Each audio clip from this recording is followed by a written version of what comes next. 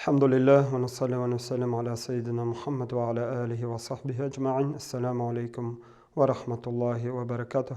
Allah subhanahu wa ta'ala üçün köngüllerimizden çıkan ulug'lawlarыбыз, şükranlarыбыз, maqtawlarыбыз bolsun. Peygamberimizge köngül türlerimizden çıkan salavatlarыбыз hem selamlarыбыз bolsun. Ey adam balası uylarga mümkin mena şu dünyalığım üçün gina fayda kitirsin yoki bo'lmasa ahiretim üçün gina fayda kitirsin deb yo'q biz aytmaymiz. Biz aytamiz, dünyabız hem ahiretimiz için faydalı bulgan kullanıp yaşarga kerak buladır. Ni üçün cemaat dünyabız üçün deb aytsak.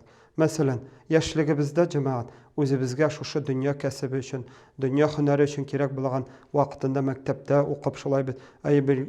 Özümüzge bir kasıp alıp, özümüzge bir hüner alı kerak buladır. Ni üçün? Eğer de biz şu vakitte indi okumışı vaktimizni boşqa uzdursak, yaşlığımızda dürüst kullanmasak, biz en birinci şartda dünyalığımızı ağıraytabız. Hem dünyamızga nindir ağırlık kitirabız. Şulay bit. Yani hünersiz. Indi bu Allah'ın bir qağidası, bir zakonu. Şulay bit. Eğer de sen bende şu dünyalıkta özünün hünerin yok iken, kasibin yok iken, kişilerge özünün gaylimin, kol işin bilen fayda kitire almışsın iken, sen indi turmuştağa digine özüne yaşayışını ağıraytasın.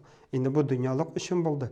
Hem indi şulay biz şu yaşlığımızda indi biz din Allah karşında da baxtlı bulu yolların, Allah Teala karşında kıyamette hem dünyalığımızda niçe gitip biz Allah'ın koşkanlarını ötüp, tıyılganlarının tıyılı yolların öğrenmesek, bilmesek, indi biz şu yaşlığımızı boşqa uzdursak, indi biz ahireti bizge de ziyan getiremiz. Şuna göre Allah subhanahu wa ta'ala verilgen şu barcha nimetlerini kadirini bilip, hayırlı ömür geçirge Allah subhanahu wa ta'ala nasip eylesin.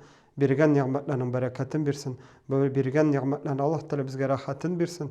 Allah Teala yanadan da arttırıp versin. Ey Allah Teala dünyada da bizge baht, şatlık, saadet nasip eylesin.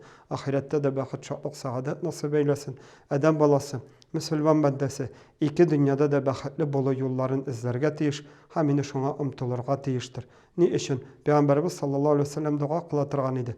Nerse? Rabbena atina fid dünya hasene ve fil ahireti hasene ve qina azaben nar. Ya Rabbim mina dünyalıkta da, ahirette de yaxşı, hayırlı turmuşunu birdip. Peygamberimiz sallallahu aleyhi ve sellem sırrı turgan bulgan.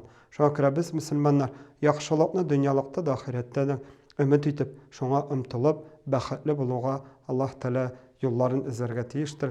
Allah Teala her başımızga da iki dünya baxtı nasip eylesin. Barakallahu fikum. Allahümme teqabbel minna inneke entes samil alim. Velhamdülillahi Rabbil alemin.